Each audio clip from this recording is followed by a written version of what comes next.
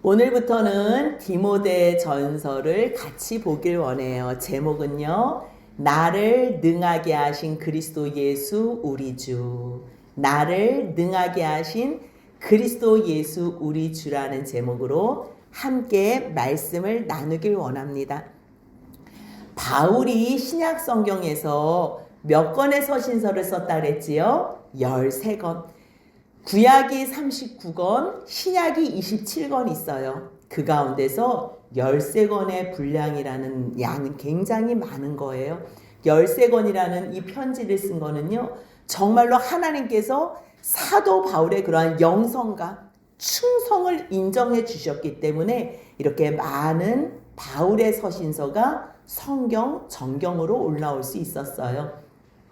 그렇다면 바울은 그 13권의 서신서를 언제 기록했나 한번 다시 한번 정리하길 원해요.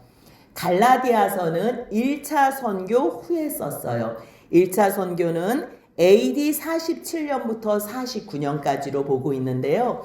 그 1차 선교가 끝난 후에 갈라디아서를 쓰면서 바울은 오직 예수 그리스도의 복음만을 붙잡으라는 마음으로 갈라디아서를 썼어요. 그리고 나서 2차 선교 중에 쓴 서신서가요, 데살로니가 전서와 후서예요. AD 49년부터 52년 그 사이에 2차 선교 중에 쓴 편지예요. 그리고 또 3차 선교 중에 쓴 편지는요, AD 53년부터 58년, 이때는 또 3권의 편지를 썼어요. 고린도 전서, 후서, 로마서 이렇게 썼어요. 그리고 나서 잠깐 예루살렘으로 돌아왔는데요. 거기서 잡혔어요. 그리고 가이사 빌립보 감옥에 2년 정도 수감되어 있었어요. 58년에 이제 잡혀서 가이사랴 빌립보에 2년 동안 있었으니까 로마에 이송돼서 수감의 생활을 한 거는요, AD 60년부터 62년 동안 수감 생활을 했어요. 그때 쓴 편지가 우리가 그동안 봤던 에베소서, 빌립보서, 골로새서, 빌레몬서, 이거를 옥중서신이라고 같이 우리가 나눴어요. 그리고 잠깐 석방이 됐거든요. 그 석방이 되었을 때 바울이 그토록이나 가고 싶었던 서바나, 스페인이지요. 그 스페인까지 갔고요. 그리고 뭐 에베소도 가고 또 그레데 섬이 있는 그곳도, 그러니까 여러 군데를 자기가 마지막에 4차 선교라고 그렇게 불리우는 선교의 여정을 했어요. 그런데 이 디모데 전서는 언제 쓴 거냐면요, 바울이 이곳저곳 4차 선교 때에 다닐 때에 에베소를 잠깐 들렸어요. 근데 그 에베소는요, 바울이 3차 선교할 때 3년 정도 머물면서 말씀으로 제자들을 양육했던 곳이에요. 근데 그곳에 잠깐 들리다가 디모데를 거기에 머물게 한 거예요. 이 에베소는요, 아데미 여신이라는 굉장히 그 우상 숭배가 아주 그것도 음란한 우상 숭배로 굉장히 악한 곳이에요. 그런데 바울이 믿음 가운데 생명처럼 아끼고 귀하게 여기는 디모데를 그곳에서 남겼던 이유는요, 이 에베소 지역을 회복해 달라고, 복음으로 살려달라고.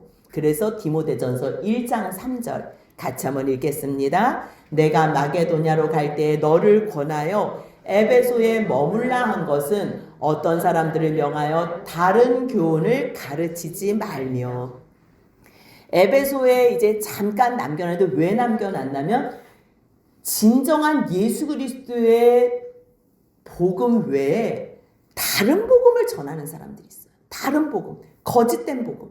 그러니까 그들에게 다른 복음 전하지 마, 이 이야기를 해줘야 되는데 바울은 지금 갈 길이 너무 바쁘니까 그곳에 디모데를 남겨둔 거예요. 그렇다면 이 디모데 전서는 누구에게 쓴 편지인가? 첫 번째로는 디모데지요. 그치요? 디모데에게 쓴 편지고요.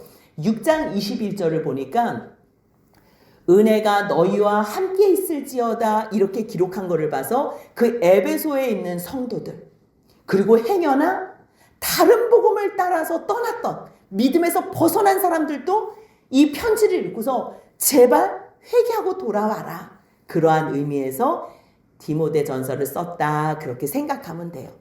그렇다면 바울은 디모데를 언제 만났나? 사도행전 16장 1절을 보니까요.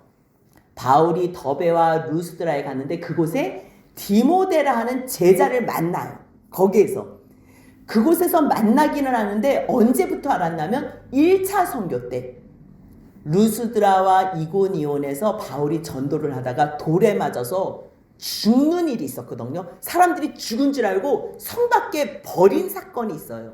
그때 그 루스드라와 이고니온, 모든 사람들이 그때 복음들을 다 들었을 거 아니에요? 반역하는 사람들을 돌로 쳤을 거고, 그때 따랐던 사람들은 제자들이 됐던 거고. 근데 그때 1차 선교 때 그 모든 핍박을 받는 거며 또 바울의 그 복음 전한 것을 들었던 디모데가 다시 찾아온 바울을 보면서 그때 2차 선교 때 만난 거예요. 이 디모데는요, 루스드라와 이고니오에 있는 형제들에게 칭찬받는 자래요. 1차 선교 때 바울이 갔었던 그곳에서 이미 벌써 믿음의 경고에 서서 제자라는 칭호도 받고요, 형제들에게 칭찬을 받았어요. 그래서 바울이 2차 선교 때는 신라와 함께 동행했잖아요. 근데 디모데를 만난 후부터는요, 디모데하고 계속 끝까지 동행해요. 언제까지요? 감방에 누가 하고 있으면서 디모데 후서를 마지막으로 쓰잖아요. 순교하기 전에.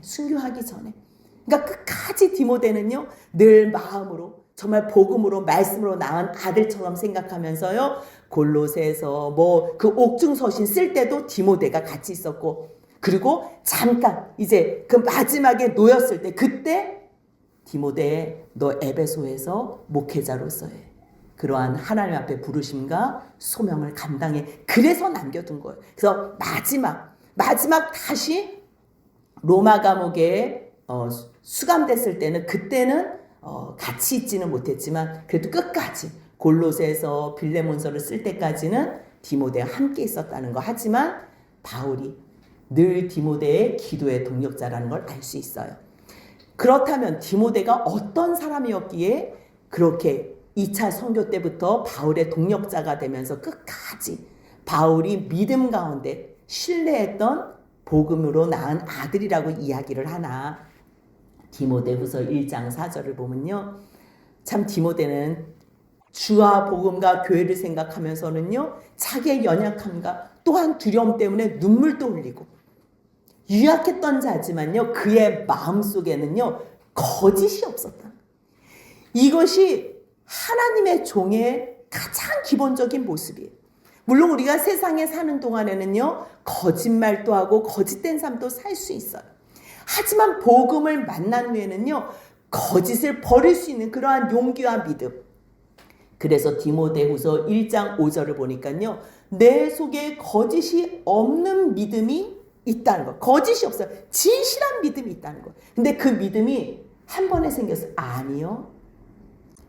그 엄마의 또 엄마, 그 외조모 로이스 때부터 그 진실한 믿음의 기도가 있었기 때문에. 그래서 디모데후서 1장 5절 같이 한번 읽습니다. 이는 내 속에 거짓이 없는 믿음이 있음을 생각함이라. 이 믿음은 먼저 내 외조모 로이스와 내 어머니 유니게 속에 있더니 내 속에도 있는 줄을 확신하노라. 아멘. 그 기도가 반드시 이루어질 걸 바울은 믿기 때문에 그 외할머니 또 어머니의 그 기도로 너 속에도 진실한 믿음이 있을 것을 확신했어요. 물론 지금은 마음이 유약해서 눈물도 흘릴 수 있고 마음이 흔들릴 수도 있고 변론으로 시비가 걸릴 수도 있고 여러 가지 어려움이 있지만요, 바울은 그 믿음의 눈으로 소망을 가지면서 권면을 해주는 말씀이에요. 그렇다면 바울이 디모데 전서를 쓴 목적이 있어요. 즉 에베소에 목회자로 세워놨잖아요. 그들을 말씀으로 다른 교훈 절대 전하지 말라고, 오직 진리 대신 예수 그리스도의 복음만을 증거하라고 세워놨잖아요. 근데 걱정이 되는 거예요. 어떻게 디모데가 잘할 수 있을까? 그래서 4차 선교를 하는 중에 디모데 전서를 쓰게 된 거예요. 근데 왜 썼냐면요, 그 말씀이 디모데전서 3장 14절에 내가 내게 이것을 쓰는 이유는 15절 같이 한번 있습니다. 만일 내가 지체하면 너로 하여금 하나님의 집에서 어떻게 행하여야 할지를 알게 하려 함이니 이 집은 살아계신 하나님의 교회요 진리의 기둥과 터이니라. 아멘. 에베소 교회 너를 지금 머물게 하고 남겨두고 사명을 가지고 복음을 전도하라 그랬는데, 디모데야, 교회가 뭔지 알아야 돼. 교회가. 하나님의 교회가 무엇인지 알아야지 너가 담대함으로 예수 그리스도의 복음을 전할 수 있는 거야. 이 집은 어떤 집이라는 거예요? 살아계신 하나님의 교회라는 거. 에베소 교회가 가정집인지 어떠한 건물을 사용하는지는 우리가 정확하게 알 수는 없지만, 그곳은 눈으로 보이는 건물이 아니라 살아계신 하나님의 교회라는 거. 살아계신 하나님의 교회. 그곳이 바로 진리가 선포되는 기둥과 터라는 말씀을 하시는 거예요. 물론 교회는요, 한 사람 한 사람 성령님이 거하시는 우리가 교회예요. 우리가. 교회의 몸이 우리인데요. 우리가 어디에서 모여서 말씀을 듣고 어디서 모여서 기도를 하겠어요. 그래서 이곳을요, 교회다 그렇게 이름을 명명하는 거예요. 물론 에베소에도요, 교회가 있어요. 근데 너가 그곳에 머무는 것은, 그 교회는 살아계신 하나님의 교회야. 세상 사람들이 만든 교회가 아니고 진정한 하나님의 진리의 기둥과 터야. 그래서 교회가 무엇인지에 대해서 가르쳐주기 위해서 디모데전서를 쓴 거예요. 그렇다면 그 교회에 모여서 무엇을 하나? 말씀을 듣는다는 거예요. 기도를 한다는 거예요. 결국 세상에서는요, 누가 거룩해져요? 어느 누구도 거룩해지지 않아요. 누가 선을 추구해요? 다 자기 욕심만 추구하지. 그런데 교회에서 말씀을 들으면 하나님의 뜻을 알게 되고요, 하나님께서 우리에게 주신 영광이 얼마나 큰지 그것을 알게 되기 때문에 세상과 다를 수 있는 거예요. 그래서 교회에서는요, 말씀과 기도로 거룩해지는 거예요. 만약에 정말 하나님이 계시는 이 교회, 살아계신 하나님의 말씀이 머물러 있는 이 교회에 우리가 거룩해짐으로 변할 수 있다는 걸 깨닫는다면 나뿐만 아니라 내 옆에 있는 사랑하는 지체들, 형제들도 말씀 안에서 세울 수 있다는 거예요. 그래서 디모데전서를 쓴 목적은요, 4장 6절 같이 한번 있습니다. 내가 이것으로 형제를 깨우면 그리스도 예수의 좋은 일꾼이 되어 믿음의 말씀과 내가 따르는 좋은 교훈으로 양육을 받으리라. 아멘. 말씀과 기도로 거룩해지면요, 결국 말씀으로 양육받는 사람들이 거룩해진다는 거예요. 그럼 거룩해진 게 좋은 게 뭐예요? 말씀으로, 그 말씀의 교훈으로 우리가 변하는 그 목적이 뭐예요? 그 말씀이 1장 5절 같이 있습니다. 이 교훈의 목적은 청결한 마음과 선한 양심과 거짓이 없는 믿음에서 나오는 사랑이거늘. 우리가 이 말씀을 듣고요, 하나님의 그 예수 그리스도의 복음을 듣고 믿는 이 모든 목적이 뭐냐면요, 이 땅에서 깨끗한 마음, 청결한 마음, 선한 양심, 그리고 사랑을 하기 위해서 복음을 듣는 거예요. 우리가 성경을 읽어요. 지금 일독을 열심히 하고 있어요. 지식으로 머리만 커지라고 우리가 말씀을 읽는 게 아니에요. 물론 지식도 필요해요. 말씀을 알아야지 되지요. 하지만 거기에만 머물러 있는 것이 말씀을 나누고 하나님께서 말씀을 주신 목적이 아니에요.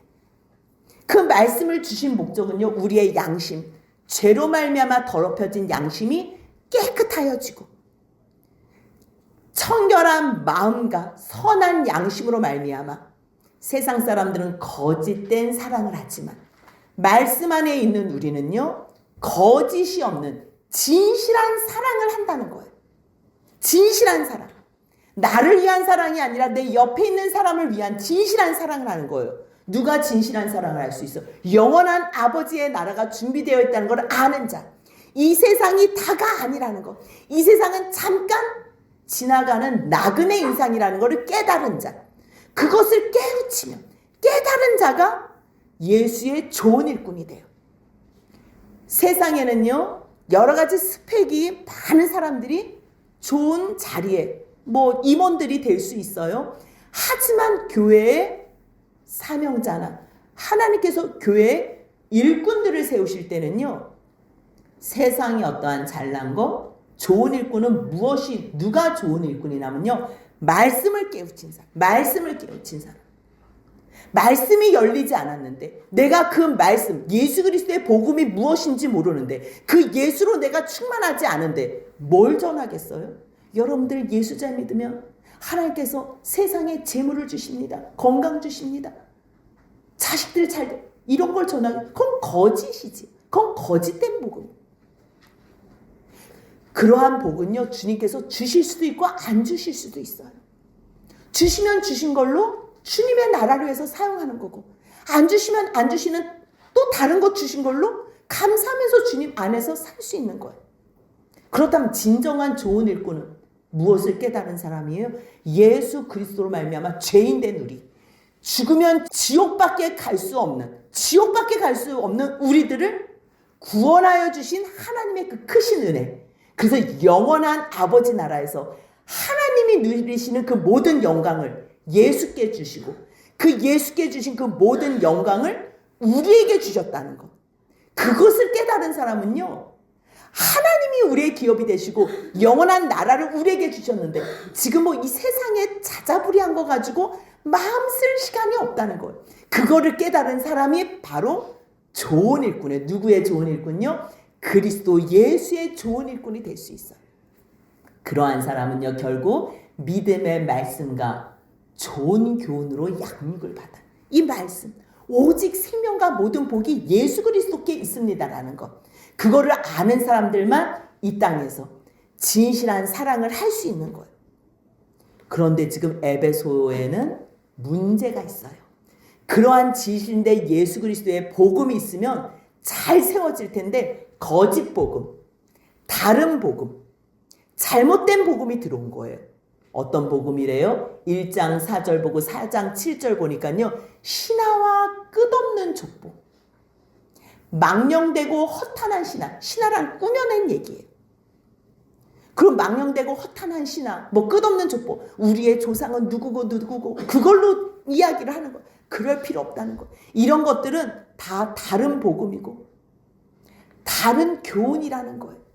너희가 진정한 예수 그리스도의 말씀을 따르지 않으면, 진실한 경건에 거룩을 추구하는 이 말씀을 따르지 아니하면 너희들은 결국 헛된 복음, 거짓 복음, 다른 복음을 쫓아가. 그러면 그 끝은요, 죽음이라는 거예요. 그들은요, 예수 그리스도의 복음을 깨닫지 못한 사람들은 지식적인 것만 가르쳐줘요. 그 사람들은 교만해가지고 가르쳐는 주는데 자랑을 해요. 자기의 지식을 뭘 알고 있는지. 예수 그리스도 복음보다 다른 사변적인 거를 더 많이 이야기를 하는 거예요. 자기가 이야기를 하는데 뭘 이야기를 하는지도 몰라. 성경은 누구에 대해서 이야기하는 말씀이에요? 예수 그리스도. 그 예수가 우리를 구원하신, 죄에서 구원하신 그분이 우리의 영원한 왕이시다. 그거를 가르쳐주는 이 말씀을 가지고 다른 것을 가르치는 거예요. 율법이 어떻고 이 율법을 이렇게 지켜야 되고 저렇게 지켜야 되고 613가지나 되는 율법을 조목조목 다 가르쳐주면서 잘난 척을 하니 그들의 모습은 교만하다는 거예요. 결국은 아무것도 알지 못해. 그러니까 그런 사람들은요, 누가 다른 이야기를 하지요, 그러면 늘 언쟁을 해요. 변론을 해요. 자기가 알고 있는 지식으로 막 이야기를 쏟아내요. 결국 그거는요, 투기, 분쟁, 비방, 악한 생각이라는 거. 참 다르지요? 진정한 교훈, 진정한 예수 그리스도의 복음을 듣는 사람들은요, 정결한 마음, 선한 양심, 거짓이 없는 믿음에서 나오는 사랑을 하는데요, 다른 복음, 예수와 상관없는, 성경은 가르치는데 예수 복음이 없는 사람의 가르침은요, 일단 교만해요. 자기를 드러내요. 예수를 높이지 않고 자기를 드러내요. 그리고 그 사람들의 끝은 뭐예요? 말싸움하는 거 좋아하고 변론하고 언쟁하고, 이게 비교가 되잖아요. 그리스도의 진정한 복음이 왜 필요한지 그거에 대해서 가르쳐 주기 위해서 디모데전서를 쓰는 거다. 이제 우리가 그렇게 이해하면 돼요. 그렇다면 이제 디모데전서 1장 1절을 보면서요, 처음에 바울은 늘 자기소개를 해요. 근데 같이 한번 1절을 읽어보겠습니다. 우리 구주 하나님과 우리의 소망이신 그리스도 예수의 명령을 따라 그리스도 예수의 사도된 바울이 자기를 소개하면서요, 보통 우리 하나님 아버지와 주 예수 그리스도의 은혜와 평강이 이렇게 기도를 해요. 축복을 하고. 근데 여기서는요, 우리 주 예수 그리스도가 나오지 않고 우리 구주 하나님이라고 얘기해요. 우리 구주 하나님이라는 말씀은요, 여기 디모데전서하고 디도서에만 나와요. 하나님을 구주라는 것. 하나님이 예수님을 보내신 것. 그래서 예수님이 구주라는 것을 알았던 바울이요. 하나님이 우리의 구주구나. 하나님께서 이 모든 것을 계획하셨구나. 이것을 디모데에게 정확하게 가르쳐주고 싶었던 거예요. 하나님도 우리의 구주가 되신다. 예수님도 우리의 구주가 되신다. 그렇기 때문에 우리는 그 하나님의 살아계신 교회에서 말씀을 증거하는 사명자로 세우심을 받았다. 이거를 얘기하고 싶은 거예요. 그래서 우리 구주 하나님과 우리의 소망이 예수 그리스도예요. 여러분들의 소망은 뭐세요? 바울은요, 지금 온전히 자기를 구원하신 분이 하나님이고 자기의 소망이 예수 그리스도인 거예요. 근데 그분이 자기에게 명령을 했대요. 다른 서신서에는요, 그리스도 예수의 뜻을 따라, 이렇게 뜻을 따라. 그 뜻은요, 따를 수도 있고 안 따를 수도 있어요. 근데 명령이라는 단어는 어때요? 명령은요, 무조건 해야 돼. 무조건 해야 돼. 그렇게 지금 디모데에게 말을 하고 싶어. 내가 지금 이 편지를 쓰는 거는, 이 복음에 내가 일꾼이 된 것은 우리 구주 하나님께서, 그리고 나의 소망이신, 우리의 소망이신 예수 그리스도께서 나에게 명령을 하신, 뭘 명령하셨대? 복음 증거자로. 이거는 엄청난 거. 나를 사도로서 부르셔서 명령하셨다는 거예요. 그래서 내가 사도가 돼서 너에게 지금 편지를 쓰는 거야. 근데 지금 디모데를 뭐라고 표현해요? 2절 보니까요, 믿음 안에서 참 아들 된 디모데에게. 여러분들, 믿음 안에서 아들을 낳았어요. 이 아들이 한 번에 장성해져요? 아니지요. 믿음 안에서 출생은 했지만 아직 어린 거예요. 아직 믿음이요, 자라지 못한 거예요. 그렇기 때문에 안타까운 마음으로 내가 너를 복음으로 낳고 믿음으로 낳지만 너에게는 진정 필요한 것이 하나님 아버지와 그리스도 예수, 우리 주께로부터 오는 은혜와 평강이다. 은혜와 평강. 근데요, 디모데에게는요, 긍휼이라는 단어를 또 하나를 써요. 긍휼. 다른 서신서는요, 자연스럽게 교회에다가 편지를 쓰잖아요. 교회에다가. 그러면서 은혜와 평강이 너희들에게 있을지어다 이러는데요. 지금 바울은 디모데를 에베소에 머물게 하고서 마음이 너무 짠한 거예요. 어떻게 디모데가 잘할 수 있을까? 또 매일 우는 건 아닐까? 어떻게 또 흔들려서 그 사람들하고 또 변론하고 논쟁하는 건 아닐까? 언제가 이런 게 막 생각이 나는 거예요. 그래서 특별히 하나님과 그 예수 그리스도의 긍휼하심을 기도하는 거예요. 긍휼하심. 이 긍휼이라는 단어가요, 엘레오스예요. 헬라어로는 엘레오스인데요. 이것이 히브리어에서 라함임, 자궁이라는 뜻이에요. 뭐죠? 이 뱃속에 이 아이처럼 그렇게 보지도 못한 상황이에요. 뱃속의 애는요. 하지만 그냥 무조건 사랑스러운 긍휼의 마음, 그런 것처럼 불쌍한 마음, 그런 것처럼요. 지금 바울이 디모데에게 내가 너를 믿음 안에서 낳았지만 하나님의 그 은혜와 사랑과 그 긍휼함과 평화가 예수 그리스도 안에서 너에게 있기를 기도한다. 그러면서 첫인사를 하는 거예요. 그러면서 이제 상황을 얘기하지요. 내가 마게도냐로 가는 길에 디모데 너를 에베소에 머물라 그랬지. 왜 그러는지 알아? 그래서 정확하게 표현을 해요. 많은 다른 사람들이 다른 교훈을 자꾸만 가르치거든. 다른 교훈. 이 다른 교훈에는요, 예수도 믿지만 너 율법도 지켜야 돼. 예수도 믿지만 너 이런 거 금욕해야 돼. 금욕해야 돼. 하나님께서 주신 것으로 다 누리면서 감사함으로 신앙생활을 잘 하게끔 복음 안에서 가르쳐 줘야 되는데 율법적으로 자꾸만 정죄하는 거예요. 정죄하는 거예요. 이거는 지켜야 되고 저거는 못 지키고 이거 해야지 너 구원받고 자꾸만 정죄하는 거. 율법적 그런 것 하지 못하게 하라는 거. 그들은요 끝없이 꾸며낸 이야기, 신화와 끝없는 족보에 집중하는 거예요. 나는 누구의 몇 대손이고 누구의 몇 대손, 그거 하나도 중요하지 않아. 그래서 뭐하게? 우리는 다 죄인. 아브라함의 자손, 뭐 레위의 자손, 유다의 자손, 우리는 모두가 다 죄인. 그 얘기가 있어야지 우리가 죄인데 우리를 구원하시는 예수 그리스도가 필요한데 자꾸만 뭐 조상이 어떻고 그거 뭐 하면 무슨 너에게 아무 필요가 없어. 결국 그런 얘기하다 보면 도리어 변론만 있어. 주님의 이 복음에는 믿음 안에 하나님의 경륜, 하나님의 놀라운 비밀, 하나님의 그 끝없는 사랑, 그것으로 우리가 풍요로워지고 우리의 죄된 삶이 정리가 돼야 되는데 너희가 쓸데없는 거 자꾸만 이야기를 꾸며내고 뭐 족보에 대해서 따지고 뭐 율법이 어떻고 저떻고 하면 결국은 너희들이 복음 안에 살지 못하게 돼. 도리어 변론을 내게 돼. 그러기 때문에 내가 너에게 이 편지를 쓰고 예수 그리스도의 복음을 증거한 것은 우리가 아까 같이 봤지요. 다시 한번 1장 5절 읽겠습니다. 이 교훈의 목적은 청결한 마음과 선한 양심과 거짓이 없는 믿음에서 나오는 사랑이거늘. 아멘. 이것이 바로 올바른 교훈의 목적이에요. 그렇다면 거짓 교훈은 어떻다는 걸? 거짓 교훈.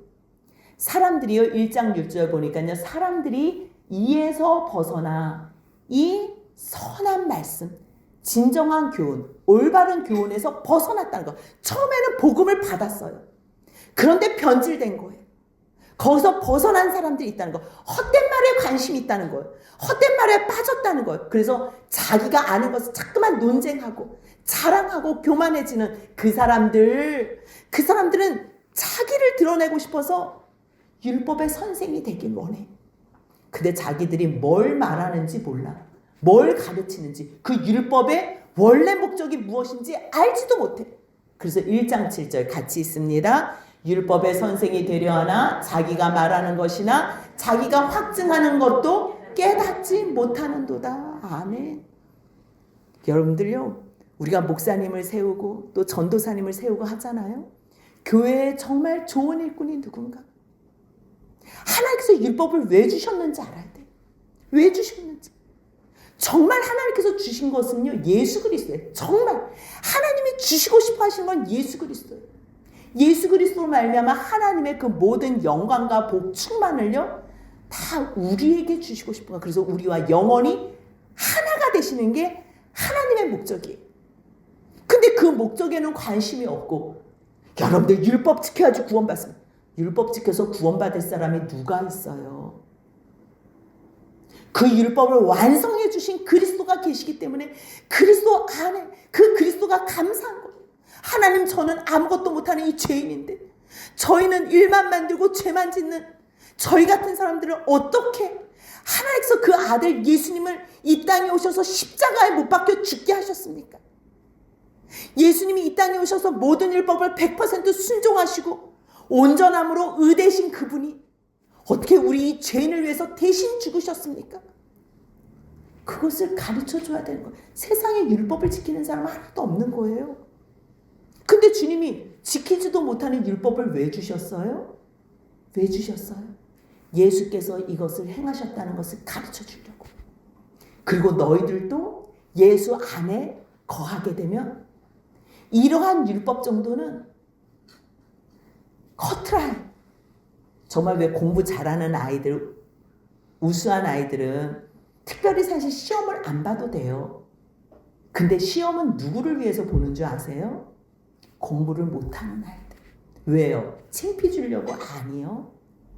목적 자체가 시험은 왜 보냐면요, 내가 뭘 아는지 모르는지를 확인하기 위해서.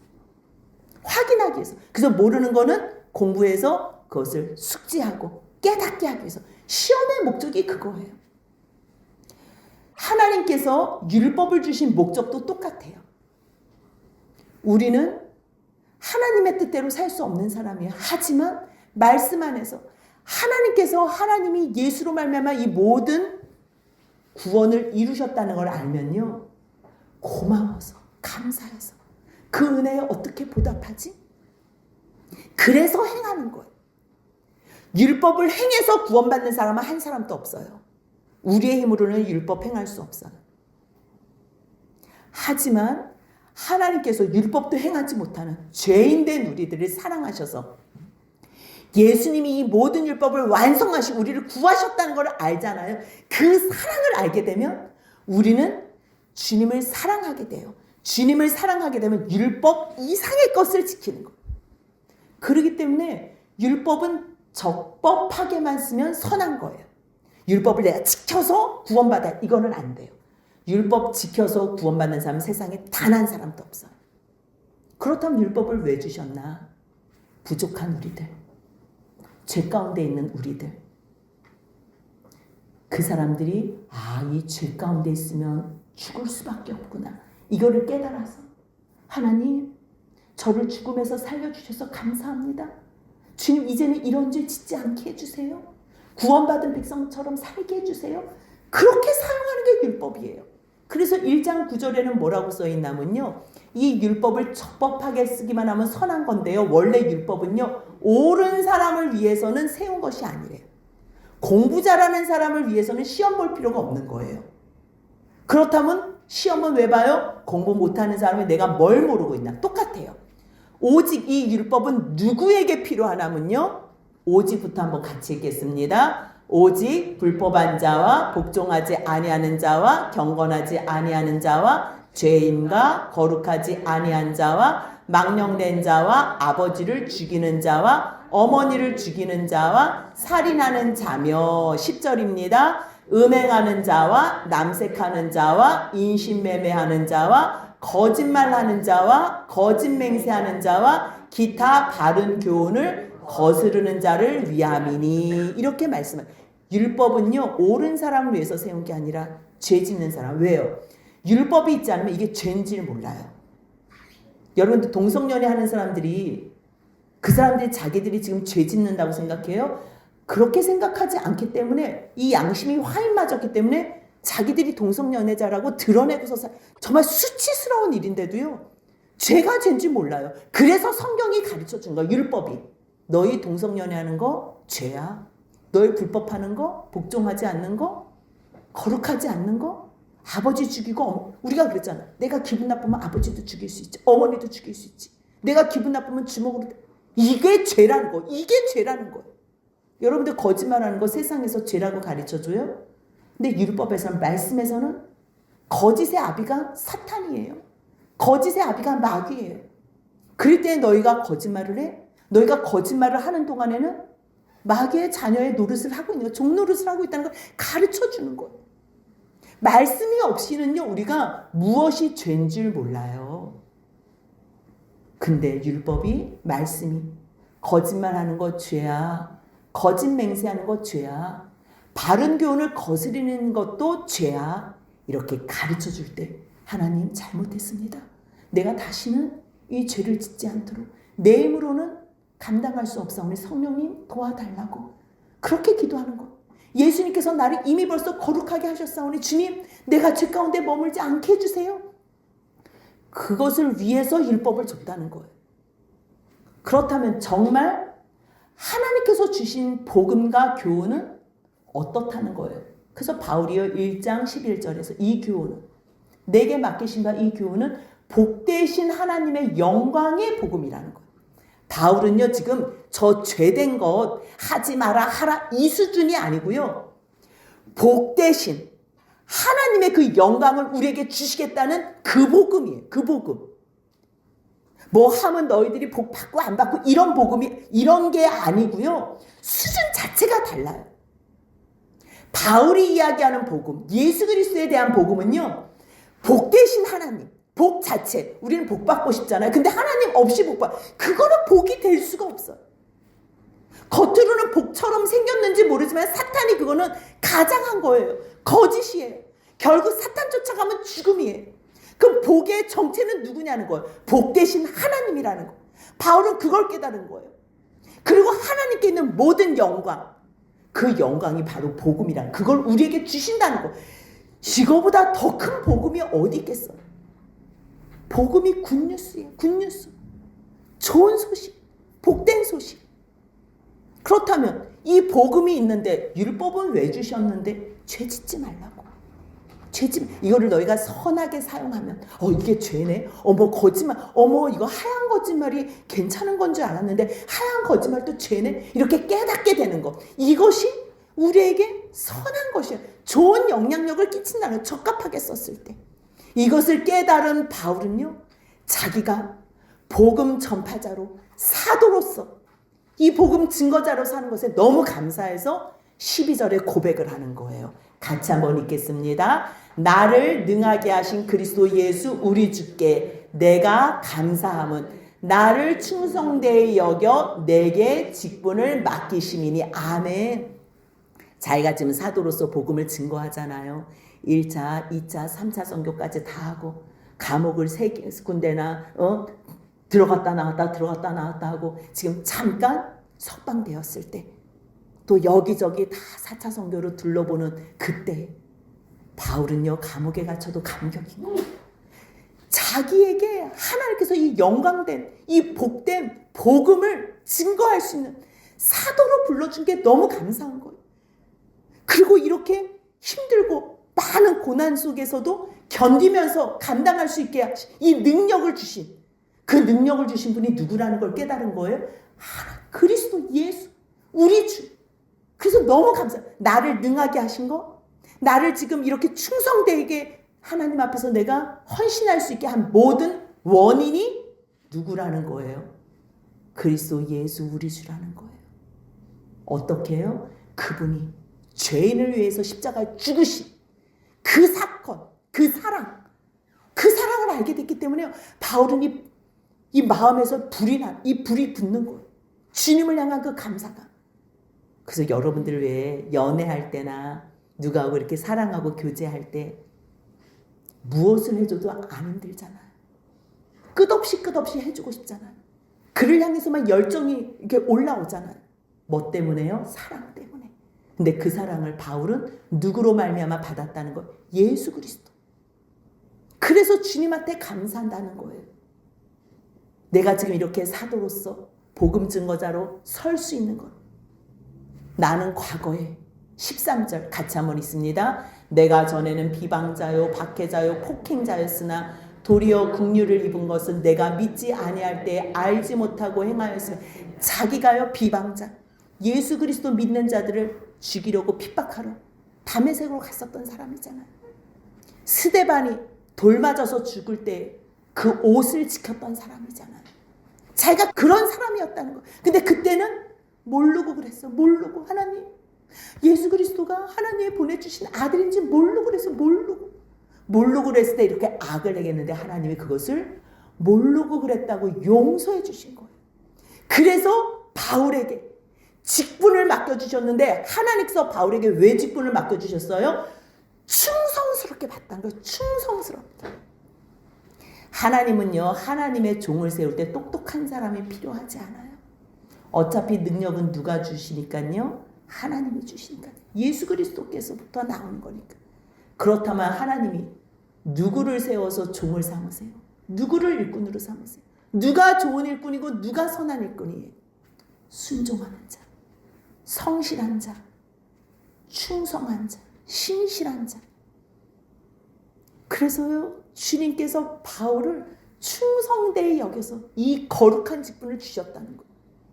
자기가 과거에는 정말 몹쓸 사람이었다는 거. 근데 그때는 내가 주님 알지 못해서 그랬어. 내가 알지 못해. 유일신 여호와라고 우리가 배웠기 때문에 예수가 하나님이 보낸 걸 몰랐어요. 그러니까 주님이 너가 모르고서 그런 걸 내가 알아. 그래서 내가 너 용서해 준 거잖아. 이게 얼마나 감사해. 바울은요 그 주님의 은혜가 너무 풍성한 거예요. 그리스도 예수 안에서. 그래서 14절 같이 한번 있습니다. 우리 주의 은혜가 그리스도 예수 안에 있는 믿음과 사랑과 함께 넘치도록 풍성하였도다. 아멘. 그 예수 그리스도의 은혜가요 믿음, 주님 안에서의 그 믿음과 그 사랑 안에서 풍성한 것. 사랑과 은혜와 믿음 다 이 모든 것이 풍성하니 얼마나 감사해요. 바울은 감옥에 갇혀도 감사하고 매를 맞아도 감사하고 굶어도 감사하고 잠을 못 자도 감사하고 뭐 때문에 감사할 수 있어요? 우리하고 똑같이 받은 그 구원의 복, 하나님의 복, 하나님의 영광, 그거를 깨달은 거예요. 그게 영이 열려서 보게 된 거예요. 그래서 너무너무 감사한 게 나 같은 인간을 어떻게 사랑하셨나, 어떻게 나를 주의 종으로 세워주셨나. 그래서 고백하는 건 내가 뭘 잘해서가 아니라 1장 15절 같이 있습니다. 미쁘다 모든 사람이 받을 만한 이 말이요 그리스도 예수께서 죄인을 구하시려고 세상에 임하셨다 하였도다. 죄인 중에 내가 괴순이라. 아멘. 바울은요 자기가 뭘 잘해서가 아니라 내가 죄인 중에 괴수라는 거. 죄인 중 하나님의 은혜 예수 그리스도께서 세상에 오신 이유가 죄인을 구원하시려. 그러니까 이 말씀은요 누구만 들을 말씀이에요. 미쁘다 모든 사람 왜? 모든 사람들이 죄인이기 때문에. 근데 내가 잘나서가 아니고 나는 죄인 중에 괴수다. 근데 하나님께서 왜 나에게 이러한 긍휼을 베풀어 주셨는지 아십니까? 그 말씀이 16절이에요. 내게 왜 먼저 오래 참으셨는지. 왜요? 다른 사람들, 후에 믿는 사람들, 후에 예수를 믿어서 영생 얻는 사람들의 본이 되게 하시려고. 본이 되게 하시려고. 그러면요 죄 지은 사람들이 하나님의 은혜와 용서로 다 회복되고 구원함 받지요. 그러면 우리가 해야 될 일은 뭐밖에 없어? 찬양밖에 없는 거예요. 그래서 17절에 같이 읽습니다. 영원하신 왕 곧 썩지 아니하고 보이지 아니하고 홀로 하나이신 하나님께 존귀와 영광이 영원 무궁하도록 있을지어다. 아멘. 그 구원을 받고 사랑을 받은 사람들은요 주님을 찬양할 수밖에 없어요. 왜 주님은 나 같은 죄인 중에 괴수를 사용하시나? 왜 사용하시나? 죄가 더한 곳에 은혜가 더한 거예요. 주님의 그 사랑과 용서가 너무 큰 거예요. 그래서 주님의 용서하심을 증거하고 주님의 사유하심과 구원하심의 은총을 증거할 수 있기 때문에 그래서 바울을 세우셨다는 거예요.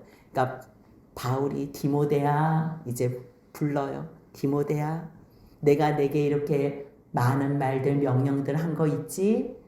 주 안에서의 진정한 복음과 말씀 안에서의 교훈 내가 전에 너한테 가르쳤던 거 그거 붙잡고 너 선한 싸움을 싸워야 돼. 그 선한 싸움이 뭐라는 거예요? 믿음과 착한 양심. 믿음과 착한 양심. 양심을 팔면 안 돼요. 근데 교회에 있는 사람들 중에서 이 착한 양심을 버리고 믿음의 가나요는 파손됐다, 깨졌다는 거예요.